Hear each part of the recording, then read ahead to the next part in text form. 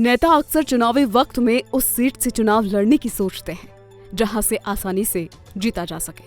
तो क्या बीजेपी में नेता प्रतिपक्ष बनाए गए राजेंद्र राठौड़ अब चूरू से नहीं बल्कि जयपुर के सिविल लाइन से चुनाव लड़ेंगे? ऐसी खबरें सियासी बाजार में घूम रही है। इसके पीछे का तर्क दिया जा रहा है कि राजेंद्र राठौड़ अपने परिवार के साथ जयपुर में ही रहते हैं और सिविल लाइंस में ही रहते हैं। यहीं से वो प्रदेश की सियासत करते हैं और चूरू कभी कभी जाते हैं। हालांकि चूरू से वो लगातार जीतकर विधानसभा जा रहे हैं, लेकिन क्या इस बार राजेंद्र राठौड़ को लग रहा है कि चूरू से जीतना मुश्किल है क्योंकि वहां उनकी सक्रियता बेहद कम है?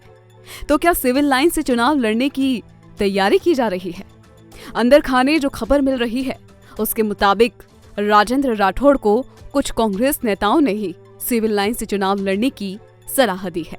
अब इसके पीछे की वजह क्या है और ये कौन है जो प्रताप सिंह खाचरियावास के खिलाफ राजेंद्र राठौड़ को मैदान में उतारना चाहते हैं? इसका खुलासा नहीं हुआ, लेकिन अगर राजेंद्र राठौड़ सिविल लाइन से चुनाव लड़ते हैं तो फिर क्या होगा? मुकाबला राजपूत बनाम राजपूत हो जाएगा, क्योंकि खाचरियावास भी राजपूत है और राजेंद्र राठौड़ भी। इस स्थिति में सवाल ये है कि अरुण चतुर्वेदी कहां से चुनाव लड़ेंगे? क्या अरुण चतुर्वेदी अब चुनाव लड़ने की मंशा टाल चुके हैं? राठौड़ की अजय सीट चूरू से फिर बीजेपी किसको मैदान में उतारेगी? दरअसल जयपुर जिले को बीजेपी का गढ़ माना जाता है। वर्तमान में भी दोनों लोकसभा सीटों पर बीजेपी के ही सांसद हैं। राजेंद्र राठौड़ का ऑफिस भी सिविल लाइंस में घर पर ही है। वही रोचक बात यह है कि जयपुर की 10 विधानसभा सीटों में से सिर्फ सिविल लाइंस ही ऐसी सीट है जहां सबसे ज्यादा बाहरी वोटर्स हैं। अगर कुल आंकड़ों की बात की जाए तो सिविल लाइंस विधानसभा क्षेत्र में हर 15वां वोटर बाहरी है। शहर के 10 विधानसभा क्षेत्रों में सिविल लाइंस में ही सबसे ज्यादा बाहरी वोटर्स है। इस क्षेत्र में यूपी, बिहार, पश्चिम बंगाल के करीब 50,000 लोग रहते हैं।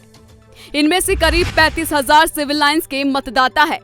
वही 10.46% एससी और 3.8% एसटी वर्ग के लोग रहते हैं। जाहिर है राजेंद्र राठौड़ अगर सिविल लाइन से चुनाव लड़ने की सोच रहे हैं तो इन आंकड़ों पर उनकी नजर जरूर होगी।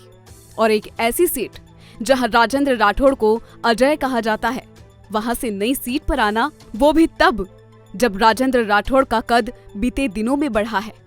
क्या सच में वो किसी रिस्क लेने के मूड में है या फिर बीजेपी के सर्वे में ये आ चुका है कि इस बार राजेंद्र राठौड़ के लिए चूरू से जीतना मुश्किल है? बहरहाल ये या तो राजेंद्र राठौड़ जाने या फिर बीजेपी, लेकिन सच है कि राजनीतिक गलियारों में चर्चाओं का बाजार गर्म है कि राजेंद्र राठौड़ सिविल लाइन से ताल ठोक सकते हैं। रिपोर्ट कैसी लगी हमें कमेंट करके आप जरूर बताएं। साथ ही साथ चैनल को जल्दी से सब्सक्राइब करें।